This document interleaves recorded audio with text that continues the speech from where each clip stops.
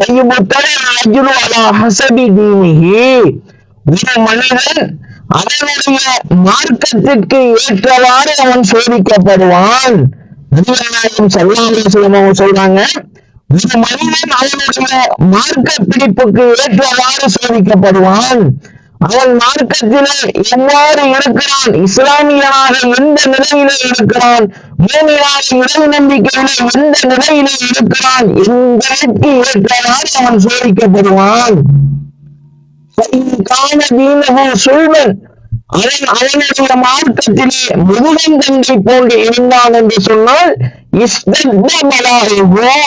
அவனுடைய சோதனை அதிகமாகும் என்று நபிகள் நாயகம் ஸல்லல்லாஹு அலைஹி வஸல்லம் சொல்றாங்க.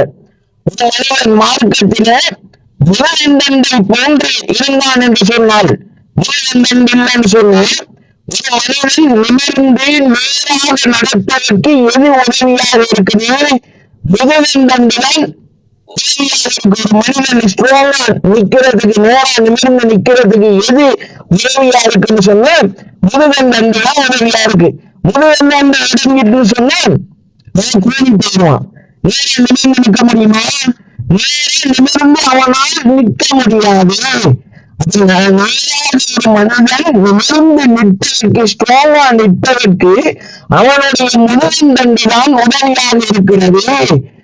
சொல்றாங்க, அது மாதிரி ஒரு மனிதன் தன்னுடைய மார்க்கத்திலே ஸ்ட்ராங்கா இருந்தான் என்று சொன்னால், உறுதியாக இருந்தான் என்று சொன்னால், இறை நம்பிக்கையோடு இருந்தான் என்று சொன்னால், முழுமையான முஸ்லிமாக இருந்தான் என்று சொன்னால், அல்லாஹ்வுக்கு அடிபணியக்கூடியவனாக இருந்தான் என்று சொன்னால், மார்க்கத்திலே வளைந்து கொடுக்காமல் மிகவும் உறுதியாக இறை நம்பிக்கையோடு முதுகந்தண்டை போன்று ஸ்ட்ராங்கா இருந்தான் என்று சொன்னால், அவனுக்கு அதிகமாக அல்லாஹ் தஆலா சோதனையை ஏற்படுத்துவான் என்று நபிகள் நாயகம் ஸல்லல்லாஹு அலைஹி வஸல்லம் இந்த செய்தியையும் ஸஅத் இப்னு அபீ வக்காஸ் ரலியல்லாஹு அன்ஹு அவங்களுக்கு சொல்றாங்க.